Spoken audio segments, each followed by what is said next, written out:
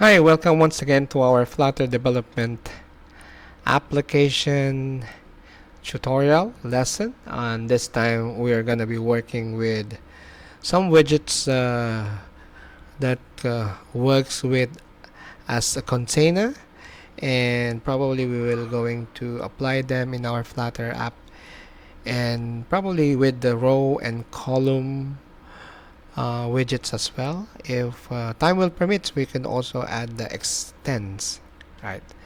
So without further ado, allow me to start now on our application. I have already created a Flutter application 4, and now you can see it's the default main dart over here, right? So we'll just make it simple. We'll just probably delete all of these one, and once again start with our blank main, right? So this is our void main. Yes, right. So main will going to be our function, and it would be an arrow function that perhaps will start on our run up route. Okay, so let's assign a constant over here, right? And a material app will going to be our widget, right? Right, so there you go. So semicolon there. Right, so we're done. And perhaps let me just zoom this in so that everyone can see it. There you go. Right, so this time we're going to start just a very basic. For the meantime, we'll just make a title here, and our title will going to be on string, and this will be container. Right, so this would be the title of our application, and let's just provide a home property here, and later we will going to create this home class here, right? So let's create now a Flutter stateless widget, and so that our home extent will going to be created, and the scaffold will going to be work on our widget. Alright, so let's have a quick app bar property and app bar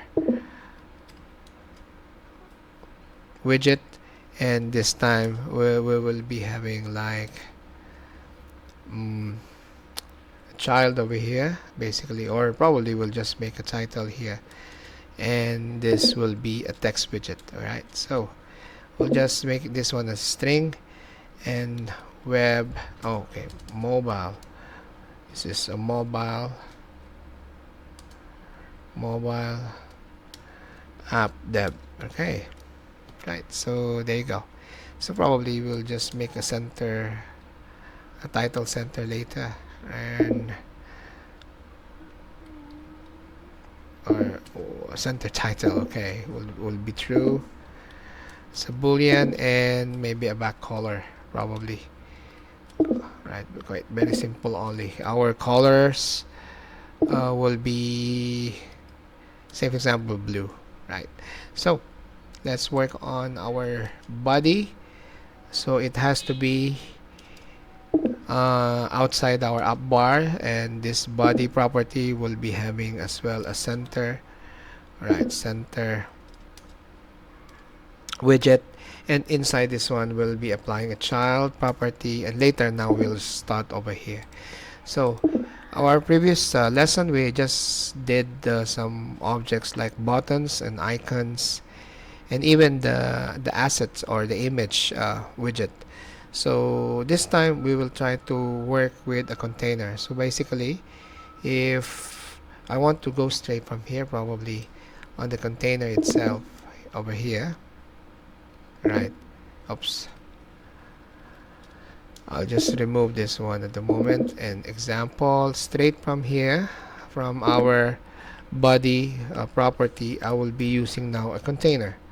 So let's just see, oops, how it looks and how it's going to display on our, okay, this will be our container widget on our Flutter app. Right, so for the meantime, okay, So the scaffold is coming error at the moment. 1 minute, huh? Right. Okay, so probably the body because of this one. Okay. Right, container. Right, make it sure we are inside the scaffold. Okay, this one is my mistake. Right, there. Oops, there. Oops, comma. Okay, so inside our container, we will, let's just put some uh, text on it. So of course we need to put some child there, widget with the text, right? So, and assuming let's run this one like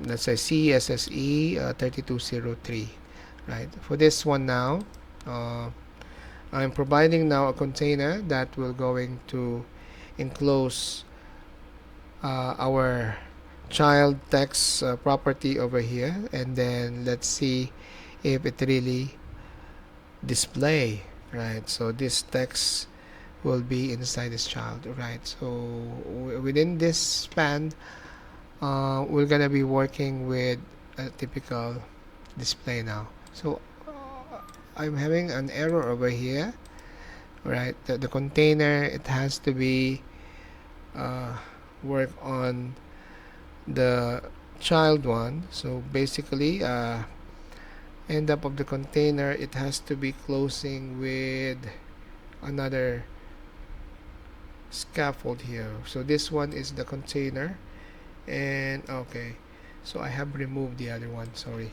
So I have removed that one. It's okay, right there.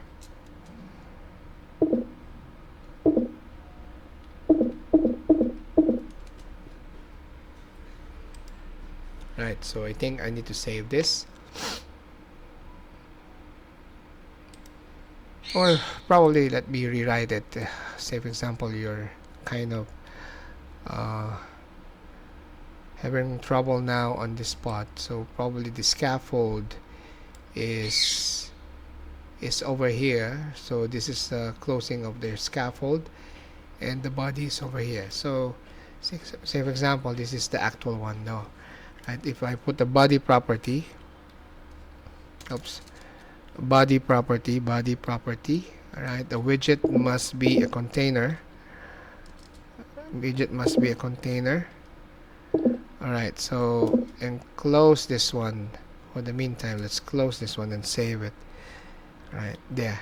So we're not having trouble now with our closing structure.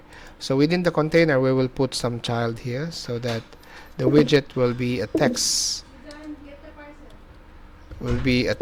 And this would be like let's say CSSE 3203, right? So, and this time I'm getting the same error, so probably let me set the padding for this, right? So this padding might be like an edge inset. Let's make it like all at the moment, and the value will be 30, right? So let's see. Yeah, so that is the case. The child we can not write straight away without any property configuration yet, right? So that's why it's not allowing us to set this child content. Well, for the meantime, this is as simple as this. See, if I save this one, let's do the hot reload on the terminal, or perhaps we haven't even run it though. Yeah, correct. So just run flutter run, and later we'll just hot reload it while we're doing some editing here and debugging some codes here. We might be adding some other property here. So let's see how the container works so that we could easily see it. Actually, I have should have work with the colors as well so that we can see a difference of the size later. For the meantime, you will be seeing the child text inset there. Right, let's see now the result there. And while it's loading, okay, Yeah, there you go. So CSSE3203. And save example, I want to make this one as this is our margin, no? So what if I will do this one as my margin, and the padding will be the edge inset with left top, right bottom. So we'll do that one. So but for the meantime, let me try to change this one to margin. Yeah, margin. It's okay. And probably I will do a padding just like what we are doing in our CSS, right? This will be an inset size geometry from your edge, maybe from equivalent left, top, right, bottom. Okay, so this one, the left, maybe let's set this one as 10, probably this one as 20. Our left, these are equivalent to pixels, 30, and this one is 40 example. All right, 40. So let's have some colors so that we can identify whether it's really moving. Let's say a color, using colors widgets, and probably I might use let's say blue, right? And let's have an intense blue. There's example, let's say 200. Right, let's save this one, and let's do the hot reload. Press small r, and let's see if it's changing. Now you can see that one, right? So the container is basically having a padding edge in sets from left to top to right to bottom with 20 pixels outside. The margins will be there, and the colors applies, and the text of course applies as well. So what if we could add on another widget over here, probably using another widget which is name, right? Which is a row. So probably the container will be here at the bottom, but this time we will add one more body here in the row. So I can do that one by probably maintaining this one over here. So later we will add probably a row, maybe another one is a text, and text with a flat button probably, or probably using a container as well. So if I keep this one container, right, I'll just put it down here. Probably I will add one here as a row widget, and then this row widget would be closing, suppose this one, the whole thing. But for the meantime, okay, let me put this container right inside this row, and I'll put it inside this, right? So which means this would be the container there. Or probably if you want to start it once again, you can do one thing. Maybe you can do a children out of this widget, right? So if this might be complex to you, right? So let's put this one in a row like this, right? So what we're going to do is we will make a children, right? So which means this children will going to be like a set of widgets inside the row. But I will try to work with the row first, right? And the row will provide me a set of children. So here, using the children, right, property, right, it will be a list of widget like an array. So which means now we will going to add on several widgets over these children, and I will start with the first widget, like what I have also written here. So maybe example this one, the container.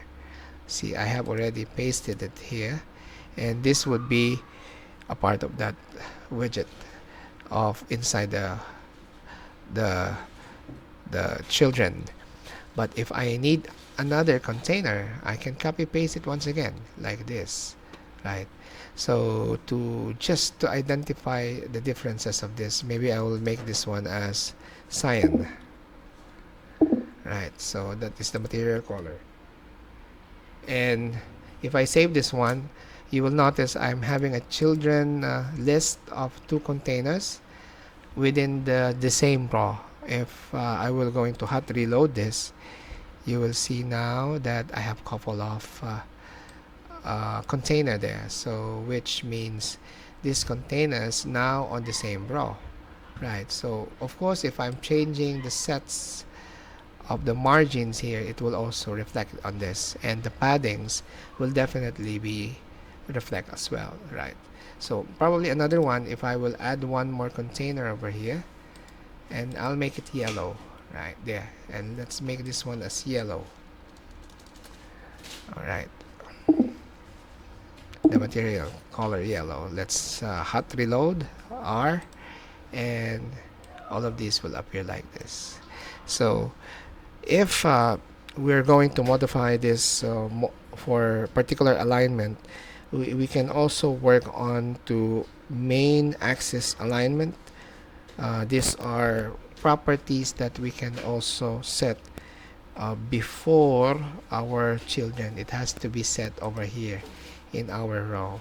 So let's try to work on this one. If, say for example, we'll be working first with a main axis alignment. So main axis alignment, it's there, and the widget will be also the same, main axis alignment.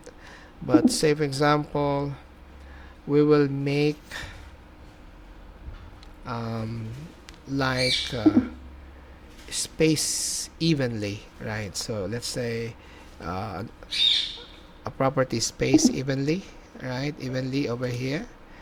And if I going to save this one, Control S, let's hot reload this, press R, and there you go, it's evenly. If I'm increasing the size of my web, it's also showing unevenly. So that is for the main alignment axis. What if we will going to work with the cross axis alignment?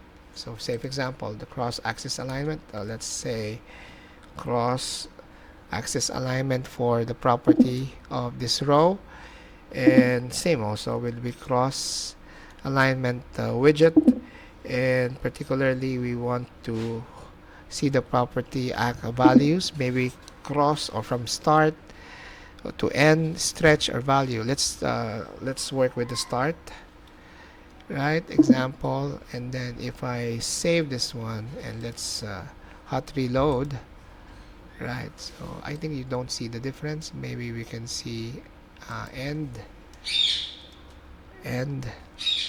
okay. Control S for save, hot reload. Yeah, so because we are literally on the cross, but say for example we are now working with not evenly, right? Let's say dot, let's say start, right, and then save it. So we might be probably seeing the difference now. Hot reload, yeah, there. The start is to the left, and then the end, yeah, it's going to the right. Right, so there are also many options for this one, right? So dot center example, Control S, hot reload R, right? It will be in the center, right? So this will going to be our application of the row along with the container, and you can also set different sizes, pixels of your edge insets, particularly in the padding property, margins, right? And you can do also manual assignments for this, the different resizes. Later on, we can also add on some extents so that we could like a flex grid that we normally do it in our CSS in web application development. All right, so next video we're going to work with the column along with the containers as well, and later probably we will combine the column, rows, and containers, and with the application of your widget using extends. Right, so thank you very much and see you once again to the next lesson.